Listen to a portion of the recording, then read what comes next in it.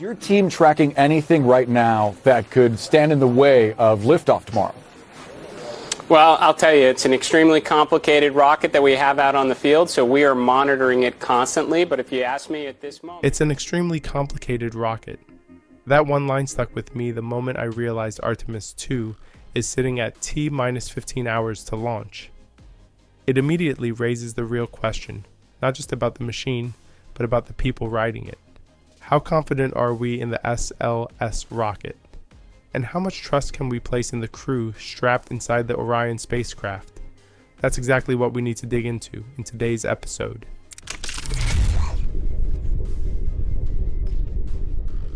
Hey, I'm Lucas. Welcome to the SpaceX community. Let's get started.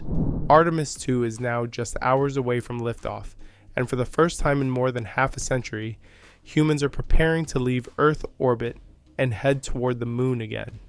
The mission is scheduled for 6:24 p.m. Eastern Time tomorrow, and according to NASA Administrator Jared Isaacman, everything is finally lining up. The rocket is healthy, the spacecraft is ready, the crew is in position, and even the weather is cooperating. After years of delays, technical concerns, and constant schedule shifts, that kind of update is significant. Not because it sounds exciting, but because it suggests the program has reached a level of stability it has struggled to achieve for a long time. Right now, sitting on the pad at Kennedy Space Center is the Space Launch System, a rocket that represents more than 2 decades of development and over $40 billion in investment. This is not just another launch vehicle. It is the most powerful human-rated rocket ever built, capable of producing nearly 8.8 million pounds of thrust at liftoff. That level of power puts it in a category of its own, at least in terms of traditional government-led rocket programs. When the engines ignite, the 4 astronauts on board will experience forces and acceleration levels unmatched by any crew since the Apollo era. The boosters alone are massive, each roughly the height of a 17-story building and producing millions of pounds of thrust. Combined with the T-5 engines on the core stage, hardware originally designed for the Space Shuttle, the system delivers an immense amount of energy in a very short time. Within just a few minutes, the rocket will accelerate from a standstill to orbital velocity, pushing the crew into a trajectory that takes them far beyond the Earth's orbit. On top of the rocket sits Orion, the spacecraft that will carry the crew on a roughly 10-day mission around the moon. Unlike the International Space Station, Orion is compact and highly optimized. Every item on board has to justify its presence. They say functions as a cockpit, a living space, a laboratory, and a survival system all at once. While it offers more room than the Apollo capsules, it is still a confined environment, especially for a mission that lasts over a week. The countdown itself has been methodical and surprisingly relatively smooth. Engineers have been working through a series of highly coordinated steps to prepare both the rocket and spacecraft for flight. This includes powering up systems, verifying avionics, charging flight batteries, and conducting detailed checks on everything from engine performance to crew safety systems. Even the astronauts' pressure suits have undergone leak checks to ensure they are ready for any emergency scenario. One of the most critical parts of the countdown is fueling. Loading supercooled liquid hydrogen and oxygen into a rocket of this size is a delicate and complex operation. In past tests, hydrogen leaks caused significant delays and raised concerns about the reliability of the fueling systems.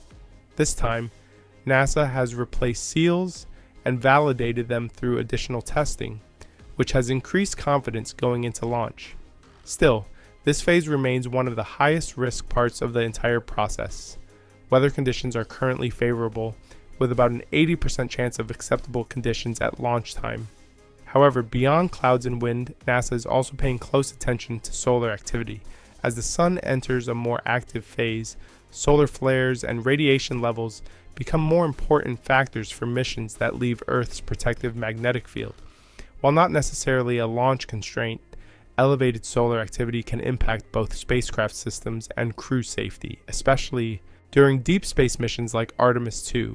Despite the current readiness, the path to this moment has been anything but straightforward. Artemis II has faced years of delays, driven by both technical challenges and program complexity.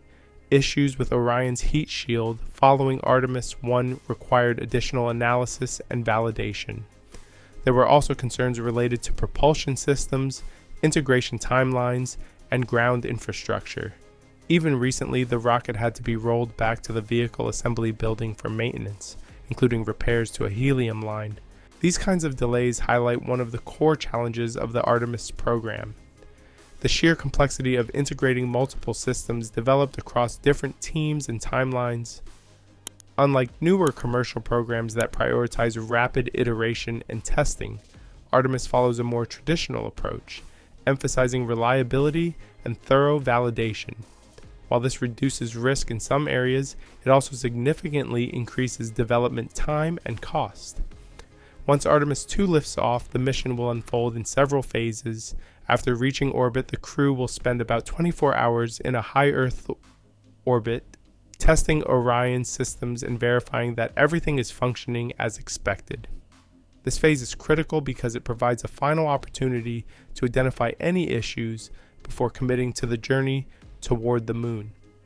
If all systems are confirmed to be operating correctly, the spacecraft will perform a translunar injection burn, sending it on a trajectory toward the moon. Over the next 4 days, the crew will travel deeper into space than any humans have in decades, potentially reaching distances of around 250,000 miles from Earth. During this time, they will conduct system checks, perform experiments, and prepare for the lunar flyby. The lunar flyby itself is one of the most significant moments of the mission. The crew will pass behind the moon, observing the far side directly, something very few humans have ever experienced. This phase is not just about exploration, it is about validating the systems and procedures needed for future missions that will attempt to land on the lunar surface. After completing the flyby, Orion will begin its journey back to Earth. The return phase includes one of the most intense parts of the mission, re-entry. Traveling at hypersonic speeds, the spacecraft will encounter extreme temperatures as it re-enters the atmosphere. The heat shield, which was a point of concern after Artemis I, will be tested under real conditions with a crew on board. If everything goes as planned, the capsule will deploy parachutes and splash down safely in the Pacific Ocean. At a broader level, Artemis II represents more than just a mission. It is a test of NASA's ability to execute a complex, deep space program in a rapidly changing space industry. While NASA has been working toward this moment for decades, private companies have been moving at a much faster pace. SpaceX, for example, is developing Starship with a focus on full reusability and rapid iteration, while Blue Origin's New Glenn aims to provide a reusable heavy lift option as well. And this is where things get interesting from my perspective. I mean, I've been following this for a while, and honestly, I can't ignore the contrast anymore. We're looking at a rocket that took over 20 years and more than $40 billion to build, and each launch is expected to cost an enormous amount. At the same time, companies like SpaceX are pushing toward fully reusable systems that could drastically reduce costs and increase launch frequency. And then you have New Glenn entering the picture with similar goals. So I keep wondering, are we investing in something that's already becoming outdated in terms of cost and efficiency? Especially when Artemis II is launching on April 1st, which is kind of ironic in itself. So here's what I want to ask you. Do you think this approach still makes sense? Or should NASA be moving faster toward reusable systems like Starship? Let me know what you think in the comments. I'm genuinely curious to see where people stand on this.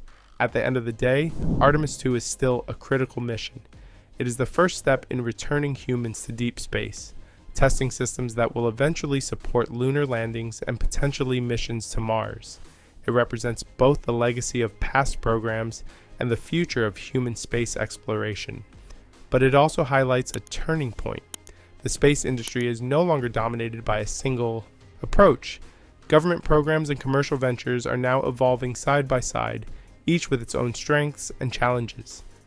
Artemis II sits right at the intersection of those two worlds. For now, everything is ready. The rocket stands on the pad, the crew is prepared, and the countdown is underway. After decades of preparation and years of delays, Artemis II is finally about to launch. And when it does, it will mark the beginning of a new chapter, one that could redefine how we explore space and how we get there. Thanks for watching today's episode. Don't forget to subscribe and give us a thumbs up if you enjoyed it. Stay tuned for another great video tomorrow.